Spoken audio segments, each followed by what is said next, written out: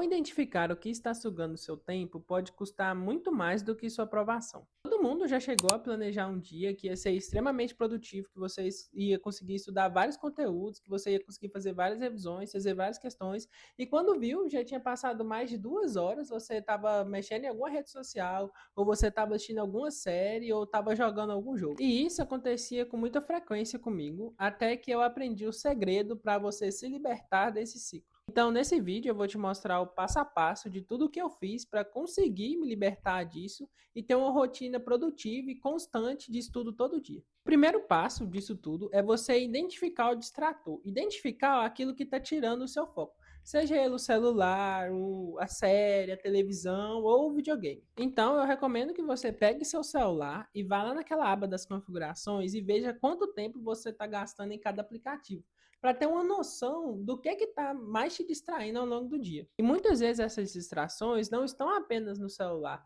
Às vezes, alguns hobbies que era para serem um momento de lazer, está ocupando um tempo que não deveria, um tempo de estudo, um tempo de responsabilidade que você deveria estar ali se dedicando para algo que vai melhorar o seu futuro. Depois que você reconheceu o distrator, você tem que reconhecer que aquilo ali está te atrapalhando. Você tem que aprender a ver aquele excesso como o seu inimigo. O segundo passo é você reconhecer como aquilo ali está te atrapalhando e identificar como solucionar o problema. Então, toda vez que você se pegar distraído, anote o horário que você se distraiu, anote o gatilho que levou você a se distrair. Isso te ajuda a elaborar estratégias eficazes contra aquele distrator. Então, se o seu distrator é, por exemplo, o celular, você tem que aprender que durante o seu estudo, aquele momento que você separou ali para você aprender alguma coisa, o celular, ele não vai poder estar presente ali junto com você. Porque naquele momento você tem que estar focado, tem que ser um momento separado exclusivamente para você aprender. E para isso você pode criar várias estratégias. Você pode, por exemplo, colocar o celular no não perturbe, ou você pode colocar o celular em outro cômodo. Você pode separar um cantinho específico para você estudar, para o seu cérebro já se acostumar que quando você sentar ali, você vai estudar. Já se o seu distrator é, por exemplo, um hobby, algo, por exemplo, um livro que você gosta de ler, saiba deixar também aquele livro ou aquele hobby longe de você no momento que você está estudando. Muitas vezes o distrator ele pode não estar sendo causado diretamente por você. Por exemplo, um barulho muito grande na hora que você está estudando, se você mora num lugar que é muito movimentado. E aí você pode criar estratégias para evitar esse tipo de distrator também. Como, por exemplo, comprar um protetor de ouvido, um abafador de som, geralmente nessas lojas de materiais de construção vende. Você também pode ligar um ventilador no máximo, porque o barulho do ventilador ele meio que abafa o som dos outros, então isso ajuda você a se concentrar mais. O terceiro passo é você estabelecer algo para ficar focado, criar um objetivo. E separar um momento do dia ali, um período, para você ficar focado naquilo e não acabar procrastinando, levando aquilo com a barriga, deixando para depois. Você tem que separar esse, não só um momento, mas separar um local, já preparar o ambiente para o seu cérebro entender que fazer aquilo que você se propôs a fazer vai ser mais prazeroso, vai ser mais fácil do que fazer aquilo que vai te distrair. Então, por exemplo, se você determinou que você vai acordar de manhã e vai começar a estudar, já separa ali, já deixa sua mesa de estudos organizada, já deixa seu tablet carregado, já deixa tudo prontinho para você não ter que organizar nada. Para ficar muito mais fácil você começar a estudar do que você adiar isso. Outro exemplo também, se você está planejando ali correr de manhã, levantar seu dia e já fazer uma atividade física. É muito mais fácil você fazer isso se você já deixar tudo pronto. Se você já deixar a sua roupa separadinha, se você já deixar o seu tênis do lado da sua cama, você cria um ambiente favorável para você fazer aquela atividade que você se propôs a fazer. Quarto passo também, que é muito importante, é você ter um controle maior das suas pausas. Porque não se engane, as pausas são importantes. Da mesma forma que um atleta de alto desempenho, ele precisa fazer pausas entre os exercícios, um estudante, ele também necessita fazer algumas pausas. O cérebro da gente também cansa da mesma forma que o músculo. Porém, a gente tem que ter cautela para essas pequenas pausas não se transformarem em grandes distrações.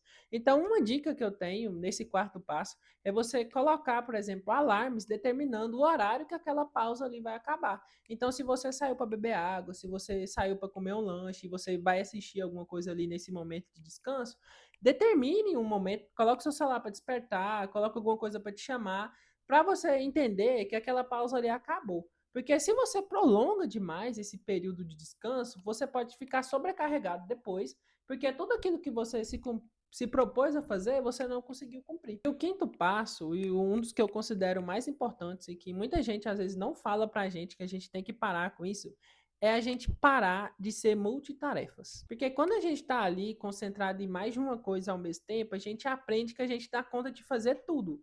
E isso atrapalha a gente a ter foco. Então, quando a gente acostuma fazer muitas coisas ao mesmo tempo, quando a gente vai fazer uma coisa só, acaba que o nosso cérebro interpreta aquela situação ali como muito chata, muito monótona e fica tentando arranjar distrações para te tirar daquela situação. Então, até aqui a gente já aprendeu que para você parar de se distrair, vai muito mais além de uma questão de só de estudo. Você tem que expandir isso para outras áreas da sua vida, igual essa questão da multitarefas. Você tem que aprender a fazer uma coisa de cada vez. Então, se você vai fazer determinada atividade do seu dia, se concentre naquela atividade. Isso te ajuda quando você for separar o seu tempo para você estudar, você focar só em estudar. O sexto passo para você conseguir se livrar dessas distrações é você aprender a não depender exclusivamente do prazer imediato. E uma estratégia muito eficaz para você conseguir fazer isso é fazer o que muitos cientistas já comprovaram que é muito eficaz, que é o jejum de dopamina. Porque, para quem não sabe, a dopamina é uma molécula que ela estimula a nossa recompensa. E ela é essencial para a nossa sobrevivência. A dopamina ela não é nossa inimiga. O problema é quando ela está em excesso. Por exemplo, as redes sociais, os jogos, eles são programados para gerar alta descarga de dopamina no nosso cérebro e deixar a gente inundado com aquele prazer imediato. Então, a gente tem que criar algumas estratégias para ficar longos períodos sem esses estímulos excessivos. Isso ajuda a gente a criar mais foco, por exemplo, em atividades que não geram tanto estímulo assim, como estudar, como correr, fazer uma atividade física mais desgastante. E não se engane, isso pode ser muito difícil no começo, muito pelo fato do nosso cérebro já estar acostumado com aquelas altas cargas de dopamina.